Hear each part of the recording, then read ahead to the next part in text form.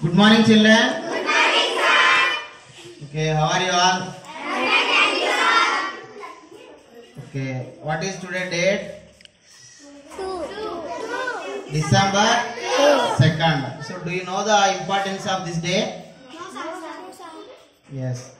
Okay, this is the special. This day has special. So, what is that?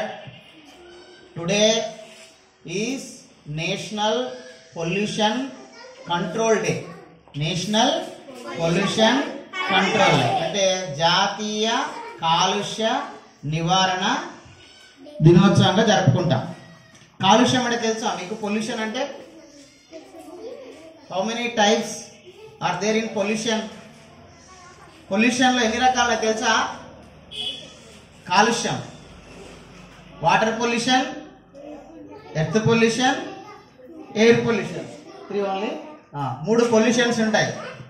Ray listen చంటి, మరి we have to know the how to protect, how to save from the pollution our earth, our air and our water. వింటున్నారా? Sai Charan, Varshith, why are you talking? Listen. So భూమి కాలుష్యము మనం దేనిపైన నివసిస్తున్నాం? భూమి పైన. So భూమి కాలుష్యం అంటే ఏంది మరి? దేనివల్ల అవుతుంది? అదే ఎర్త్ పొల్యూషన్ దేనివల్ల అవుతుంది అంటే మనం ప్లాస్టిక్ ఉందా, మనము ఎక్కువ మన ఇంట్లలో కనిపించే సంచులు ఏంటి? ప్లాస్టిక్ సంచులే కదా. ప్లాస్టిక్ సంచులు, ప్లాస్టిక్ బిందెలు, ప్లాస్టిక్ అన్ని ప్లాస్టిక్ అయిపోయినాయి. సో ఈ ప్లాస్టిక్ ని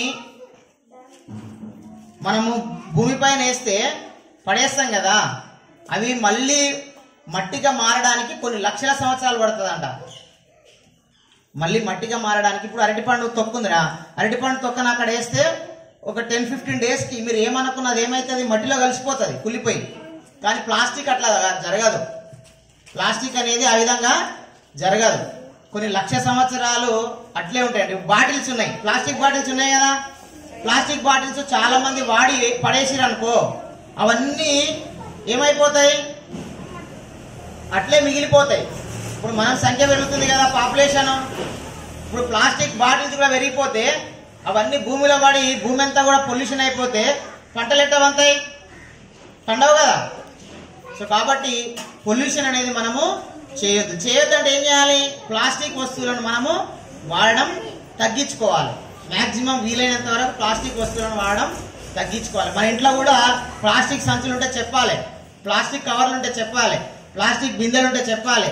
ఓకేనా? ప్లాస్టిక్ బాటిల్స్ ఉంటే చెప్పాలి. ఏం చేయాలి? మీరు కూడా బాటిల్స్ అన్ని ప్లాస్టిక్ గా తీసుకొస్తారు కదా. సో వీలైతే ఆ ప్లాస్టిక్ బాటిల్ ఒక 1 year వస్తుంది. అదే నువ్వు స్టీల్ బాటిల్ తెచ్చుకుంటే 5 years వస్తుంది.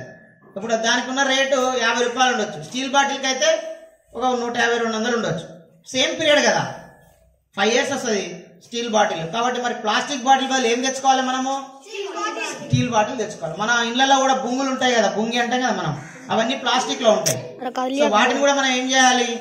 స్టీల్ వాడే విధంగా మనము, అంటే వేరే వాటిని వాడే విధంగా మనము చెప్పాలి. ఓకేనా? ఓకేనా? సో కాబట్టి మనము పొల్యూట్ కాకుండా చూసుకోవాలి, భూమిని పొల్యూట్ కాకుండా చూసుకోవాలి. ఎందుకంటే మనము మన పూర్వీకులు ఎంతో మంది పుట్టిరు, చనిపోయారు. మరి నెక్స్ట్ మన పిల్లల జనరేషన్, నెక్స్ట్ తరాలకి ఈ భూమిని అందియాలి కదా. ఓకేనా? ఈ భూమిని ఇట్లా కాపాడితేనే మంచి పంటలు పంతాయి, మంచి ఆరోగ్యంగా ఉంటాం. ఓకే? సో కాబట్టి ముఖ్యంగా మన యొక్క ఎర్త్ పొల్యూషన్ కంట్రోల్ చేయాలంటే ఏం తగ్గించుకోవాలి? ప్లాస్టిక్ వస్తువుల వినియోగాన్ని తగ్గించుకోవాలి. వాయు కాలుష్యం అంటే, ఈ వాయువు అంటే గాలి ఉంది కదా, అది ఎట్లా పొల్యూట్ అవుతుంది? ఎట్లా అవుతుంది? చెట్లు ఉంటాయి కదా, చెట్లను నరికివేయడం ద్వారా చెట్లు ఏం చేస్తాయి చెప్పండి? కార్బన్ డైఆక్సైడ్ తీసుకొని ఆక్సిజన్ ఇస్తాయి. సో నెక్స్ట్ ఎయిర్ పొల్యూషన్ ఎట్లా కంట్రోల్ చేయాలి మనము? గాలి పొల్యూషన్ ఏ విధంగా అవుతుంది? చెట్ల వల్ల పొల్యూషన్ అవుతుందా?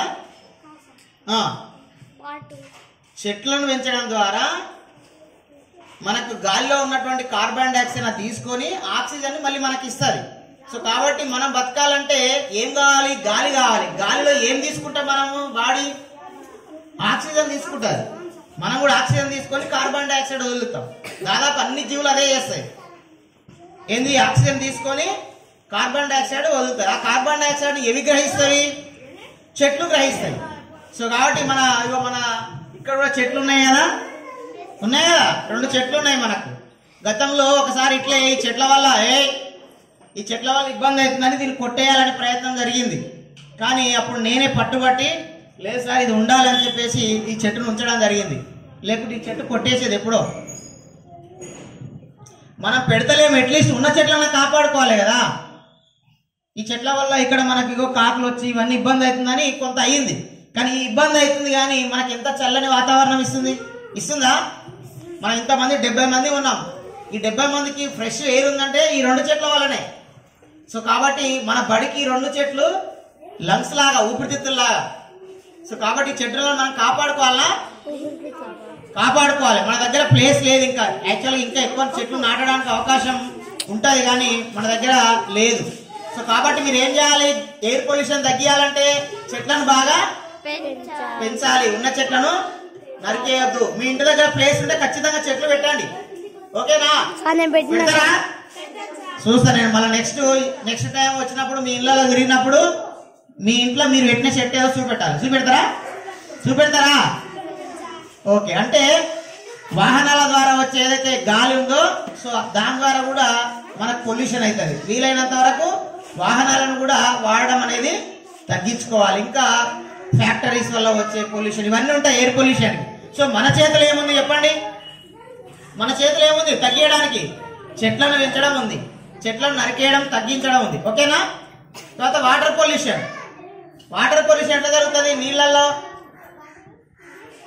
మనం ఉపయోగించిన తర్వాత వ్యర్థాలు ఉంటాయి కదా, ఆ వ్యర్థాలన్నీ తీసుకుపోయి నీళ్ళలో కలుపుతారు. అట్లా చేయొద్దు.